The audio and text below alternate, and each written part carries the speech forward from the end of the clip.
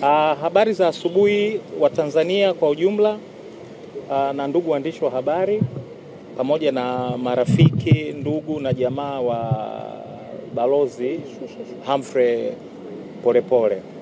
Kama ambavyo Tanzania na dunia kwa ujumla mpaka leo inafahamu, Balozi Humphrey Polepole alitoweka katika mazingira ambayo hakuna namna ya kuyaita isipokuwa mazingira ya kutatanisha tarehe 6 mwezi huu Oktoba mwaka 2025, maeneo ya Ununio, wilaya ya Kinondoni, mkoa wa Dar es Salaam.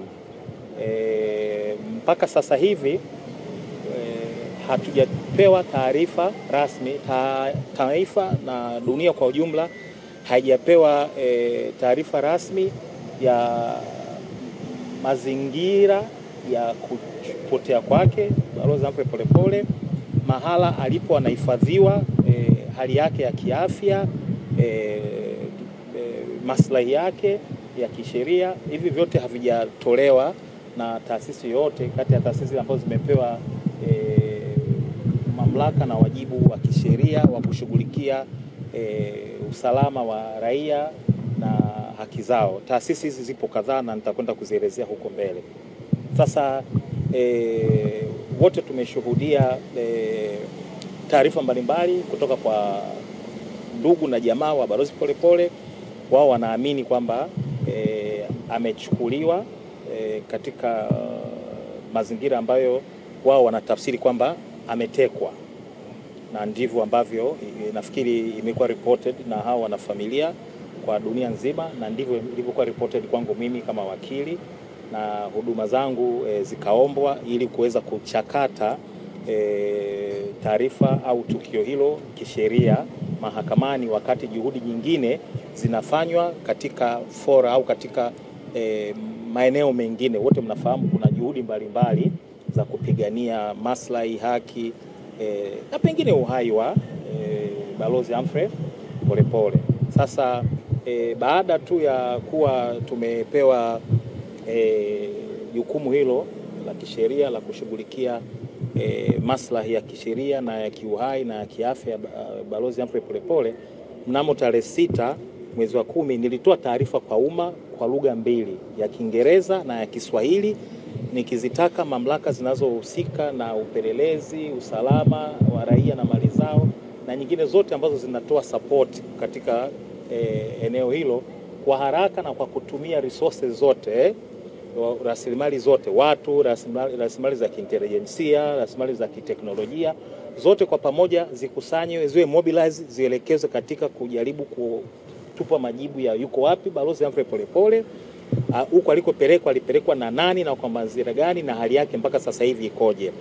Lakini mpaka leo mimi kama wakili hakuna ambaye amenijibu. Of course labda wao ukiwauliza watasema hatuna wajibu wa kumjibu wakili. Fair and good.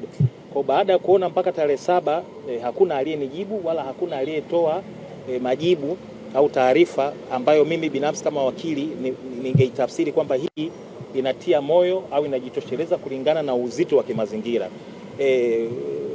Raia wote ni sawa, wanadamu wote ni sawa, uhai, afya yao, welfare yao yote na mizania sawa, lakini matukio yana uzito tofauti. Hilo hatuwezi kulikwepa. Anapotoweka balozi ambaye amehudumia taifa katika nchi mbili, alikuwa msemaji au katibu uenezi wa Chama cha Mapinduzi, aliyekuwa mjumbe wa tume ya kurekebisha katiba, huyu mtu haiingia akilini kiusalama, kimantiki, kisheria kwamba anaweza kutoweka katika mazingira yale yaliyotoweka, halafu mpaka leo hii tunazungumza hapa mahakamani bado hatujaweza kupata majibu ambayo yanaridhisha. Kwa hiyo baada ya kuona yote mimi nikaamua kufungua maombi katika mahakama hii kuu kwa chini ya hati ya dharura, maombi namba 2451/4 mwaka 2025, mleta maombi akiwa Humphrey Polepole dhidi ya Inspector General wa polisi kama jimbo wa kwanza, mwanasheria mkuu wa serikali, mkurugenzi wa mashtaka, kamanda wa jeshi la polisi kanda maalum ya Dar es Salaam, pamoja na mkuu wa upelelezi wa kanda maalum ya kipolisi Dar es Salaam.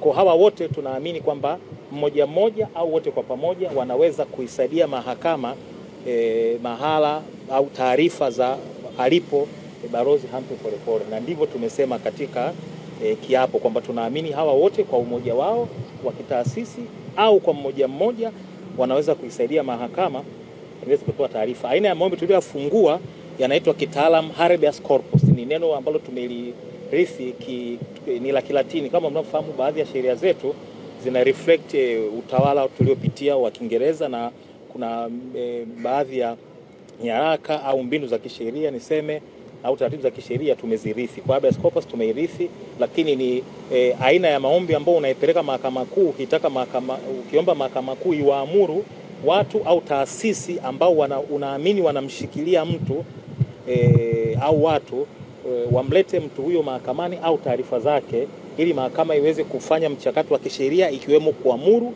kama kuna mashtaka au sababu nyingine za kisheria za kumfikisha mahakamani, basi afikishwe mahakamani, au la imwachie kwa dhamana au kwa masharti mengine. Kwa hiyo tumeleta maombi hayo chini ya hati ya dharura, na tunashukuru mahakama kuu kwa haraka imeyapangia leo kutolewa amri kadhaa za kisheria mbele ya Jaji Salma Magimbi, na tumejadili mambo kadhaa ya kisheria huko mahakamani, likiwemo kwamba tulileta ombi dogo kwamba wakati wenzetu wanaleta viapo kinzani, kwa sababu ni haki yao kuja kusema hatujui alipo au tunajua alipo au mambo kama hayo, kwamba wakati hao yanaendelea, basi Balozi Humphrey Polepole, mahakama itoe amri kwamba Balozi Humphrey Polepole aletwe mahakamani wakati mambo mengine ya iwapo anashikiliwa kisheria au la yakiendelea. Kwa hiyo tumejadili na mawakili wa serikali ambao walimwakilisha mkurugenzi wa mashtaka. Bahati mbaya mawakili kutoka ofisi ya mwanasheria wa serikali, mwakilishi wa IGP, mwakilishi wa au yeye mwenyewe kamanda wa polisi kanda maalum ya Dar es Salaam au mkuu wa upelelezi kanda maalum ya Dar es Salaam ya kipolisi hawakutokea, na tumeomba amri kwenye eneo hilo.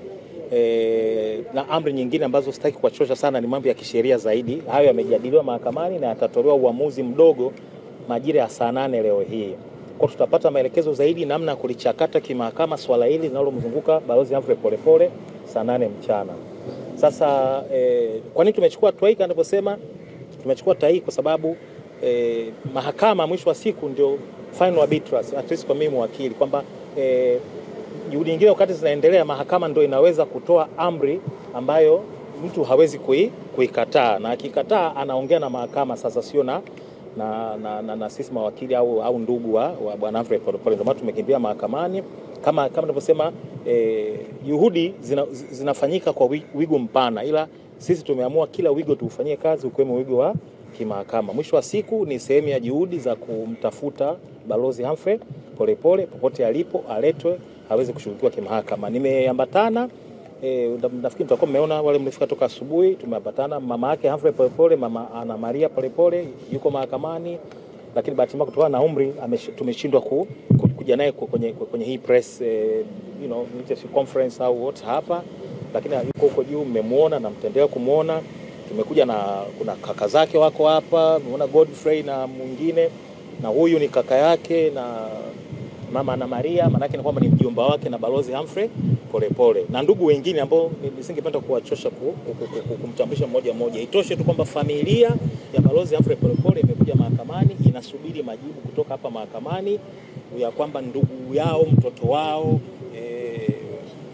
mpwa wao yuko wapi. Kwa hiyo sio kazi ndogo ambayo tunaifanya na sio mzigo mdogo ambao uko mahakamani, lakini tutaongeza juhudi zote katika mahakama, katika kesi hii na mambo mengine ya kisheria ambayo tutaenda kuyafanya ili kuhakikisha kwamba taifa linafahamu na familia inafahamu, dunia inafahamu mahala alipo Balozi Humphrey Polepole au nini basi kimempata na kimempata katika mazingira gani.